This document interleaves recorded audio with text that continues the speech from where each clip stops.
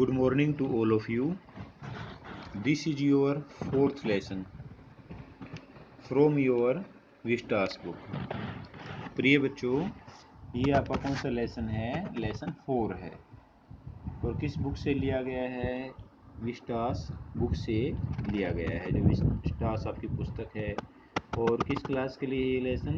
ये आपकी 12th class के लिए, यानी 12वीं क्लास के बच्चों के लिए है। क्या नाम है इस लेसन का? The enemy.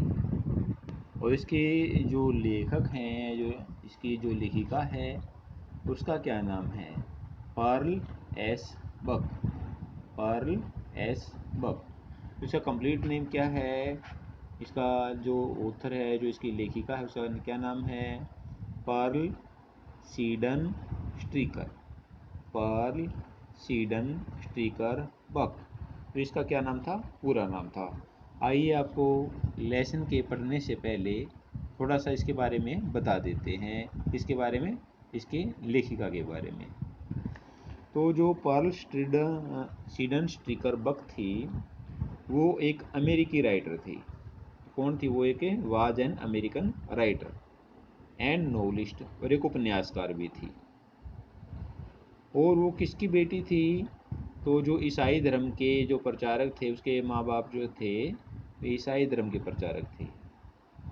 और उसने अपना ज़्यादातर जो समय है वो 1934 से पहले, 1934 से पहले का ज़्यादातर जो समय था उसने अपना कहाँ बिताया था? जिहान जियांग। जिहान जियांग। तो ये जगह कहाँ पर है? चाइना में। तो उसने 1934 से पहले का जो समय था वो कहाँ बिताया था? तो जिहान जियांग नामक जगह पर बिताया था, जो कहाँ पर है? चाइना में। और उसका एक जो उपन्यास है, जिसके कारण उसको काफ़ी प्रसिद्धि मिली। किसको प्रसिद्धि मिली उसके उपन्यास के कारण? पर्ल सीडन स्ट्रीकर बक को मिली है। तो उसके उपन्यास का क्या नाम था? The good earth. The good earth. और इसकी बहुत ज़्यादा इस उपन्यास की बिक्री हुई। तो कब ये छपा था? 1931 में छपा था। कहाँ छपा था? यूनाइटेड स्टेट्स ऑफ अमेरिका में छपा था। तो 1931 से 1932 तक तो ये जो उपन्यास थे उसमें, तो ये 1931 में ये उसका उपन्यास लिखा गया था। और इसी उपन्यास के कारण 1932 में उसको पुलिट्जर पुरस्कार से भी सम्मानित किया गया।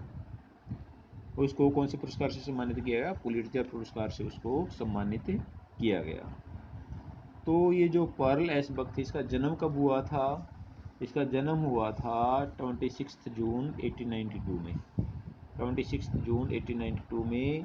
और कहाँ हुआ था? यूनाइटेड स्टेट्स ऑफ अमेरिका में हुआ था। तो हिल्सबोरो नामक कोई जगह है, तो वहाँ पर इसका जन्म हुआ था। और ये जगह कहाँ पर है? यूनाइटेड स्टेट्स ऑफ अमेरिका में। और इसकी मृत्यु कब हुई है? इसकी मृत्यु हुई है 6 मार्च 1973 को। 6 मार्च 1973 को इसकी क्या हुई है? मृत्यु हुई है। तो आइए अब हम जो लेसन इसके द्वारा लिखा गया है उसके बारे में पढ़ते हैं। The enemy. The enemy. The enemy दुश्मन को कहते हैं, हम सभी जानते हैं। एनिमी कौन होता है? जो दुश्मन होता है। एनिमी कौन होता है? जो दुश्मन होता है। तो ये एक लेसन का नाम है, द एनिमी। तो इस लेसन के पढ़ने से पहले हमें क्या पता होना चाहिए? It is the time of the world war. ये कौन सा समय था? वर्ल्ड वार का समय था, यानी विश्व युद्ध का समय था। It is the time of the world war, विश्व युद्ध का समय था। An American prisoner of war, यानी एक अमेरिकी युद्ध बंदी। एन अमेरिकन, एक कोई अमेरिकी, प्रिजनर ऑफ वार, यानी युद्ध में मान लो किसी को बंदी बना लिया गया है, तो उस बंदी के बारे में ये कहानी है। Is washed ashore. Washed ashore यानी बह करके। वास्ट का मतलब बह जाना, और एशोर का मतलब फिर किनारे पर आ जाना। यानी वो जो युद्धबंदी है, अमेरिकन युद्धबंदी, वो बह करके किनारे तक आ जाता है। मान लो भाई समुंदर में वो भी भागा समुद्र के माध्यम से, और वो फिर किनारे पर पहुंच गया था। एशोर होता है किनारा। वास्ट का मतलब बह कर आ जाना। यानी समुद्र में बह कर आ जाना। और कहाँ तक बह कर आ जाना? समुद्र से किनारे लग जाना, एशोर किनारे को कहते हैं। इन ए डाइंग स्टेट, और किस अवस्था में था वो? बिल्कुल मृत अवस्था में था। कैसी अवस्था में था? डाइंग स्टेट, यानी बिल्कुल मरने वाला था वो। एंड इज फाउंड, उसको कहाँ पर पाया गया? At the door step of A Japanese doctor. और कहाँ पहुँच गया वो? जापानी डॉक्टर के दरवाजे पर पहुँच गया। डोर स्टेप के इसको कहते हैं दरवाजे को।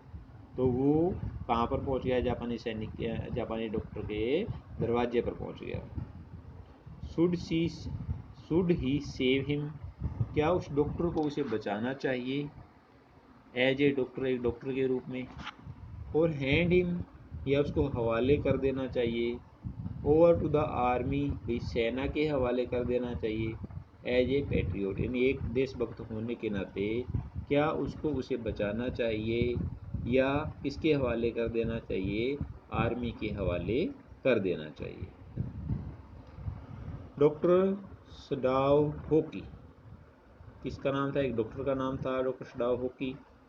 हाउस, जिसका घर था डॉक्टर सडाओ का, was built on a spot, तो एक ऐसे स्थान पर बनाया गया था ऑफ द जापानीज कोस्ट, जहाँ जापान का समुद्री तट लगता था। Japanese coast. Where as a little boy, तो जहाँ एक छोटे बच्चे के रूप में, where as a little boy he had often played, वो अक्सर वहाँ खेला करता था। तो जहाँ पर एक बच्चे के रूप में वो खेला करता था, कौन? डॉक्टर सडाओ, तो वहीं पर उसका घर जो है बना दिया गया था। द लो नीचे स्थान को कहते हैं। Square stone house, square stone house यानी चौकोर आकार के पत्थरों का बना हुआ स्क्वेयर स्टोन हाउस। स्क्वेयर कहते हैं भाई स्क्वेयर आकार में, यानी वर्गाकार में, जैसे वर्गाकार होते हैं। तो स्क्वेयर आकार का जो घर था, तो उसमें पत्थर कैसे लगे हुए थे? स्क्वेयर आकार के। वाज सेट अपॉन, और उसको कहाँ पर बनाया गया था?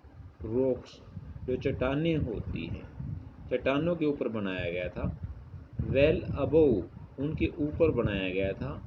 ए नैरो बीच, जो तट था ना, तो जो नैरो बीच था, यानी तट कैसा था? नैरो, यानी ज़्यादा खुला तट नहीं था, चौड़ा तट नहीं था, संकीर्ण तट था, यानी छोटा सा तट था। ए नैरो बीच, तो एक छोटे सा जो तट था, नैरो था संकीर्ण, तो संकीर्ण तट के ऊपर चौकोर पत्थरों से, ठीक है, चौकोर पत्थरों से एक नीची सी जगह पर उसका घर बनाया गया था। इसके बाद है डैट वाज आउटलाइन, उसके बाहरी तरफ। डैट वाज आउटलाइन, आउटलाइन है तो जो बाहरी रेखा है, आउटलाइन किसको कहते हैं? बाहरी रेखा। विद बेंट पाइंस, यानी झुके हुए कैसे पेड़ लगे हुए थे उसके घर के वहाँ बाहर, उसके घर के बाहर कैसे पेड़ लगे हुए थे? पाइन के, यानी देवदार के पेड़ जिसको कहा जाता है, चीड़ के पेड़ जिसको कहा जाता है। उसके घर के बाहर कैसे पेड़ लगे हुए थे? पाइन के पेड़ लगे हुए थे। एज ए बॉय, एक बच्चे के रूप में, Sadao had climb the pines, जो सडाओ था ना, तो वो कहाँ चढ़ जाता था? वो उन पाइन्स पे, जो पाइन होते हैं अभी देवदार का जो पेड़ है उसके ऊपर चढ़ जाता था। जब वो बच्चा था तो वो उन्हें देवदार के पेड़ों पर चढ़ जाता था। Supporting himself on his bare feet, और अपने बेयर फीट से अपने आप को क्या कर देता? सहारा देता। बेयर होता भी नंगे पाँव। अब पेड़ पर चढ़ना है तो भाई चप्पल पहन के थोड़ी चढ़ेंगे, चप्पल जूते पहन करके, तो वो अपने पैरों से, नंगे पैरों से अपने आप को क्या देता था? सपोर्ट करता था, सहारा देता था। एज ही हैड सीन, जैसा कि उसने देखा था। Man do in the South Seas, जैसा कि आदमी दक्षिणी समुद्र में करते हैं, तो दक्षिणी समुद्र में उसने आदमियों को ऐसा करते हुए देखा था। When they climbed for coconut, जब वे नारियल को प्राप्त करने के लिए नारियल के पेड़ पर चढ़ जाते हैं। जब वे नारियल प्राप्त करने के लिए, जो कोकोनट का जो ट्री होता है, जो नारियल का पेड़ होता है, वे उस पर नारियल को प्राप्त करने के लिए चढ़ जाते हैं। कैसे चढ़ते हैं? तो ऐसा करते हुए डॉक्टर सडाओ ने उनको देख लिया था। His father had taken him often to the islands, लेकिन यहाँ से पहले आपको ये पता होना चाहिए, साइड में एक क्वेश्चन है, हु वाज डॉक्टर सडाओ, तो डॉक्टर सडाओ कौन था? डॉक्टर सडाओ कौन था? एक तो ये आपको पता होना चाहिए डॉक्टर सडाओ कौन था। Doctor Sadao was a Japanese doctor. तो डॉक्टर सडाओ कौन था, एक जापान का डॉक्टर था।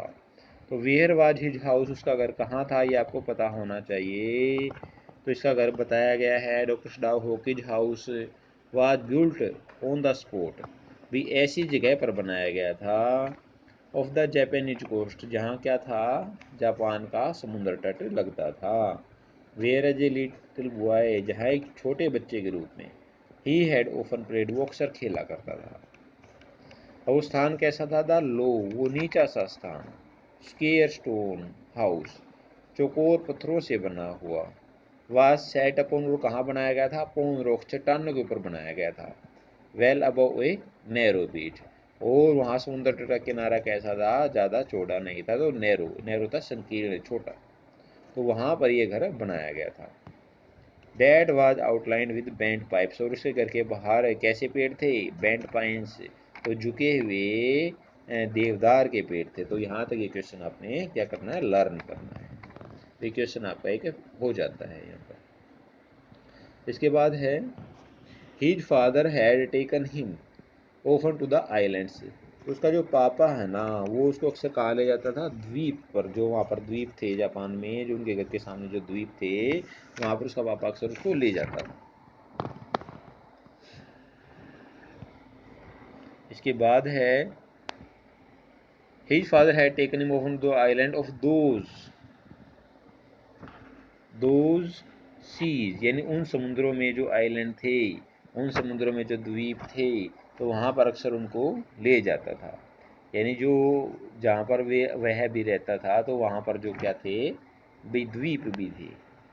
द्वीप वो होता है, आइलैंड वो होता है भाई, जिसके चार बीच में तो भूमि दिखाई दे और चारों तरफ पानी दिखाई दे, जैसे समुंदर है, समुंदर में कोई ऐसी चट्टान दिखाई दे जाए जिसके चारों तरफ पानी हो, तो वो एक तरह से क्या है, आइलैंड कहलाएगी। तो हमें इस बात का पता होना चाहिए। तो जब भी वो उसको आइलैंड्स पर ले जाता था, and never had he fail to say, और वो कभी कहने से नहीं हटता था, and never had he fail to say, यानी ऐसा कहने से कभी भी वो असफल नहीं होता था, कभी वो चूकता नहीं था, to the little brave boy, छोटे से बहादुर बच्चे को, एट हिज साइड, जिसके पास में होता था। तो अपने बच्चे को उसका पापा क्या कहता था आइलैंड्स के बारे में, ये क्वेश्चन भी हमें पता होना चाहिए।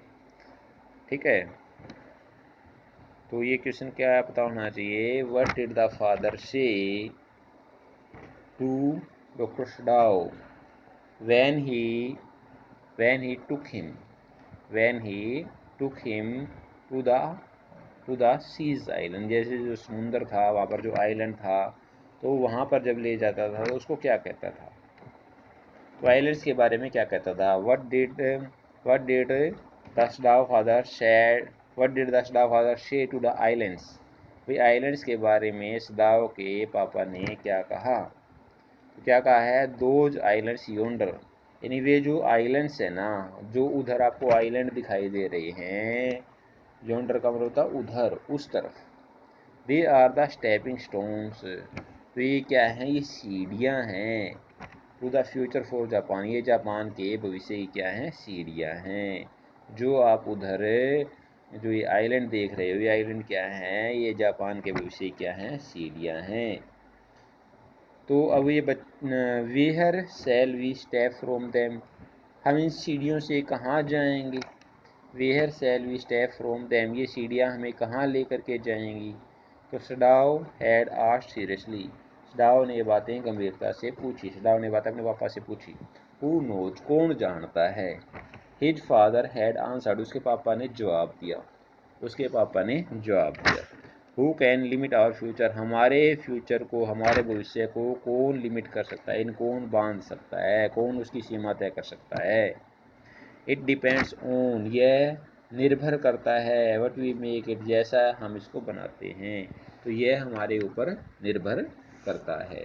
इट डिपेंड ऑन, यह निर्भर करता है, व्हाट वी मेक इट, जैसा कि हम इसको बनाते हैं। तो अब ये इस लेसन में पढ़ने से हमारे को दो क्वेश्चन का पता चला। पहला क्वेश्चन क्या था, who was doctor Sadao, doctor Sadao कौन था, वेयर वाज हिज हाउस, और उसका घर कहाँ था। तो इस क्वेश्चन आंसर कहाँ से कहाँ तक है, जहाँ से ये लेसन शुरू हुआ, जैसे यहाँ से डॉक्टर सडाओ हॉकी, यहाँ से लेकर के, और इसकी जो ये लाइन है भाई 6th लाइन में विद बेंट पाइंस, यहाँ तक ये क्वेश्चन का आंसर इसका हो जाएगा। और सेकंड क्वेश्चन क्या है, what did doctor Sadao father say to the islands, islands के बारे में डॉक्टर सडाओ के पापा ने क्या कहा। तो क्या कहा था, दोज आइलैंड्स योंडर, यानी वे जो उधर आइलैंड दिखाई दे रहे हैं, they are the stepping stones to the future for Japan, ये जापान के भविष्य के लिए क्या है, सीढ़ियों का काम करेंगे। ये जापान के भविष्य की क्या है, सीढ़ी हैं। ये बातें उसने कही थी। तो ये दोनों क्वेश्चन हमें क्या करने हैं, राइट प्लस लर्न करने होते हैं।